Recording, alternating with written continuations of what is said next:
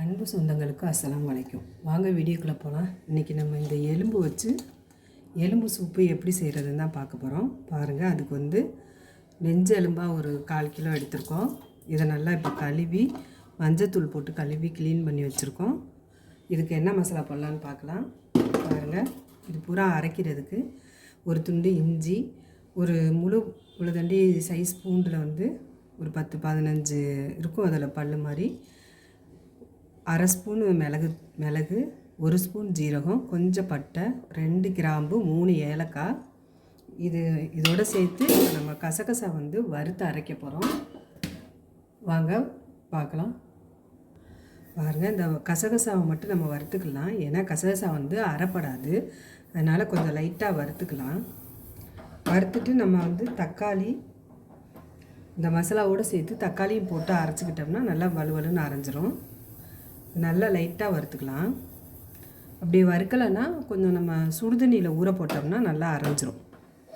நம்ம இப்படி போட்டோம்னா கொஞ்சம் அரையாது, அப்படி திட்டாக கிடக்கும். எலும்பு சூப்பு ஒவ்வொருத்தவங்களும் ஒவ்வொரு மாதிரி செய்வாங்க.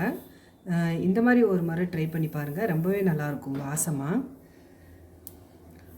பொரியுது பாருங்கள், ரொம்ப கரிஞ்சிடக்கூடாது. போதும், இந்த அளவு இருந்தால் போதும். இப்போ ஸ்டவ் அமர்த்திடலாம்.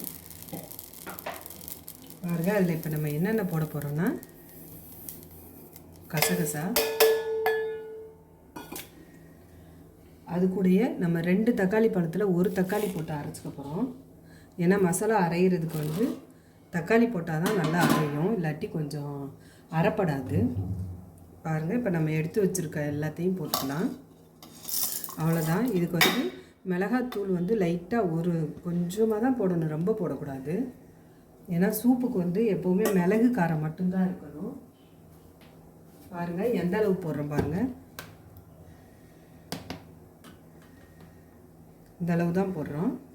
ஏன்னா சூப்பு நம்ம வயிற்று புண்ணு ஆற்றுறதுக்கு, வாயில் புண்ணு இருந்தால் அதுக்காண்டி தான் நம்ம செய்கிறது. அதனால் அதில் காரம் இருக்கக்கூடாது.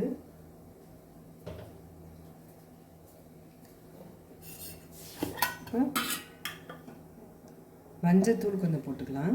மஞ்சத்தூள் நீங்கள் கூட கொஞ்சம் இதில் இந்த மாதிரி ஸ்பூனில் 1/2 ஸ்பூன் கூட போட்டுக்கலாம். அவ்வளோதான்.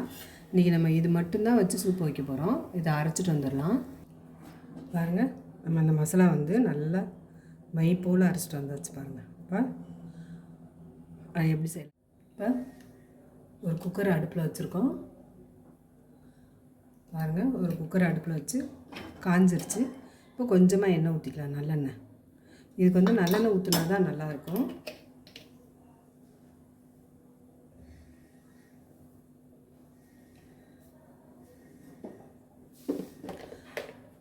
இந்த மாதிரி ஒரு முறை சூப்பை வச்சு பாருங்கள், நல்லா டேஸ்ட்டாக இருக்கும். இதுக்கு சின்ன ஸ்பூனில் 1 ஸ்பூன் சோம்பு,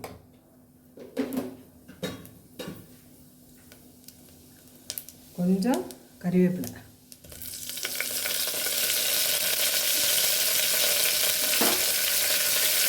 வெங்காயம் போட்டுக்கலாம். சின்ன வெங்காயம் தான் எடுத்துக்கிறேன், நீங்கள் இதை பொடியாக கூட கட் பண்ணி போட்டுக்கலாம். நம்ம 2 தக்காளியில் 1 தக்காளி அரைச்சிட்டோம், 1 தக்காளி இப்படி நறுக்கி வச்சுருக்கோம். அந்த தக்காளியும் போட்டு நம்ம வதக்கிக்கலாம். ஏன்னா இதில் இஞ்சி பூண்டு எதுவுமே நம்ம போட வேண்டியதில்லை, ஏன்னா எல்லாமே நம்ம போட்டு அரைச்சிட்டோம். மல்லித்தூள்லாம் போடக்கூடாது, மல்லித்தூள் போட்டோம்னா குழம்பு டேஸ்ட்டுக்கு வந்துடும். அதனால் நம்ம இந்த மசாலா மட்டும்தான் நம்ம கொடுக்கணும். சூப்புக்கு இப்படி கொடுத்தா தான் நல்லாயிருக்கும். மல்லித்தூள் டேஸ்ட்டு பிடிக்கிறவங்க அப்படி போட்டுக்கலாம், ஒன்றும் பிரச்சனை இல்லை. ஆனால் நாம் இந்த மாதிரி தான் கொடுக்கணும். இப்போ எல்லா மசாலாவையும் போட்டு நம்ம வதக்கிக்கலாம். இது நல்லாயிருக்கும், ரொம்பவே ஹெல்த்துக்கு ரொம்ப நல்லது.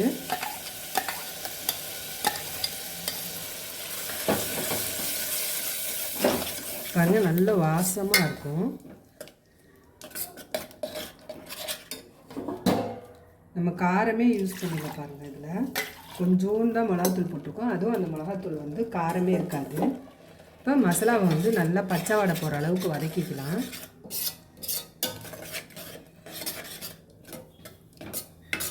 இந்த சூப்பு வந்து எல்லா டிஃபன் ஐட்டத்துக்குமே நல்லாயிருக்கும். இட்லி, தோசை, இது இடியாப்பத்துக்கு ரொம்பவே நல்லாயிருக்கும். ட்ரை பண்ணி பாருங்கள்.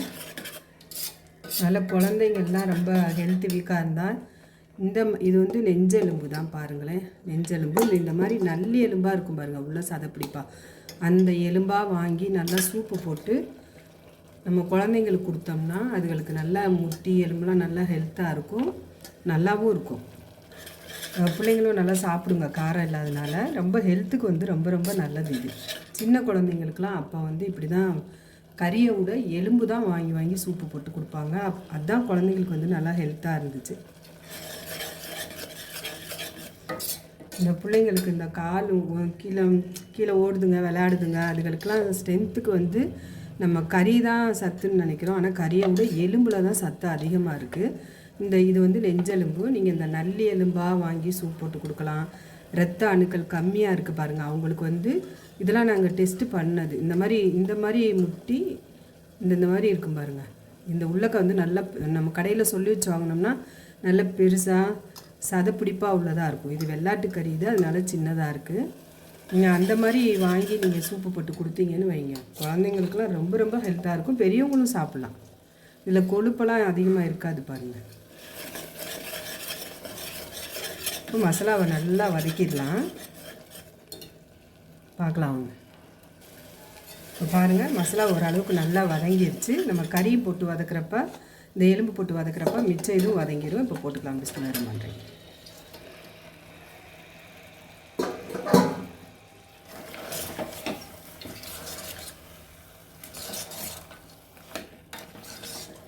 நீங்கள் வந்து தக்காளி போட்டு அரைச்சிங்கன்னா தான் அந்த மசாலா வந்து நல்லா இப்படி பட்டு போல் வரும். நம்ம அம்மியில் வச்சு அரைச்சா அந்த மாதிரி வரும்.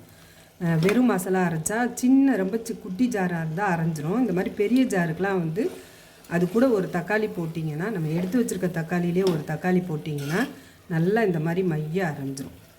இப்போ இதுக்கு தேவையான அளவு உப்பு போட்டுக்கலாம். பாருங்கள், இந்த அளவு தான் போடுறோம், அதிகமாக போட்டுற வேண்டாம், பார்த்துக்கிட்டு போட்டுக்கலாம்.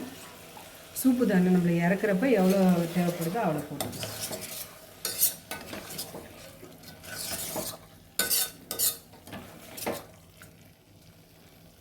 இது நல்லா வதங்கட்டும். பாருங்கள், நல்லா வதங்கிடுச்சு பாருங்கள். இப்போ வந்து இதுக்கு தேவையான அளவு நம்ம தண்ணி விட்டு நல்லா வேக வச்சுக்கலாம். பாருங்கள், இப்போ நம்ம மிக்சியில் அரைச்சோம் பாருங்கள், அந்த தண்ணி தான் ஊற்றுறோம். பாருங்கள், இன்னும் கொஞ்சம் தண்ணி ஊற்றிக்கலாம். ஏன்னா எலும்பு வந்து நல்லா வேகணும்.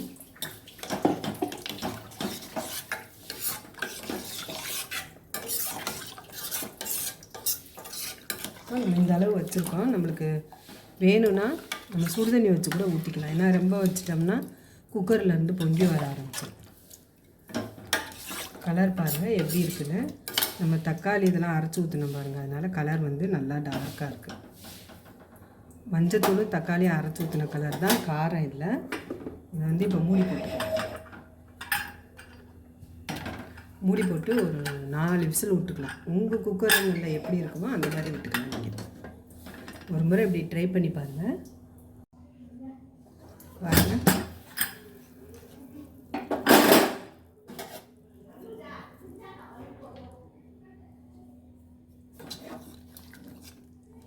பாருங்கள், கரெக்டாக இருக்குது. இதுக்கு மேலே தண்ணியாக இருந்தால் நம்ம சாப்பாட்டில் ஊற்றி சாப்பிட முடியாது.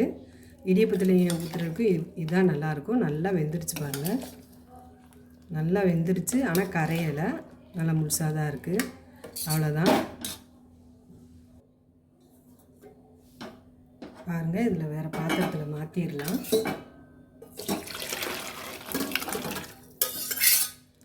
நீங்களும் ஒரு முறை இது மாதிரி ட்ரை பண்ணி பாருங்கள், ரொம்பவே நல்லாயிருக்கும். இப்போ மேலாப்பில் வந்து கொத்தமல்லி புதினா கொஞ்சம் போட்டுக்கலாம். அவ்வளோதான், ஒரு சூப்பரான எலும்பு சூப்பு செஞ்சிட்டோம். இது பாருங்கள், இது வந்து நம்ம சாப்பாட்டுக்கு இட்லி, தோசை, இடியாப்பம் இதுங்களுக்கு ரொம்பவே நல்லாயிருக்கும். இது மாதிரி ஒரு தடவை ட்ரை பண்ணி பாருங்கள். பிடிச்சிருந்தால் லைக் பண்ணுங்கள், ஷேர் பண்ணுங்கள், சப்ஸ்கிரைப் பண்ணுங்கள், பெல் ஐக்கானை கிளிக் பண்ணுங்கள். நம்ம சேனலுக்கு ஹைப் பண்ணுங்கள் மக்களே. மறக்காமல் ஒரு லைக் போட்டு விட்ருங்க. ஃபாலோ பண்ணதுக்கு ரொம்ப நன்றி. நீங்கள் ஒரு லைக் போட்டிங்கன்னா ரொம்ப ரொம்ப நன்றி. பாருங்கள், நம்ம சேனலில் வந்து மட்டன் கிரேவி வந்து வரும், ரொம்ப சூப்பராக இருக்கும். பாருங்கள், மிஸ் பண்ணாதீங்க.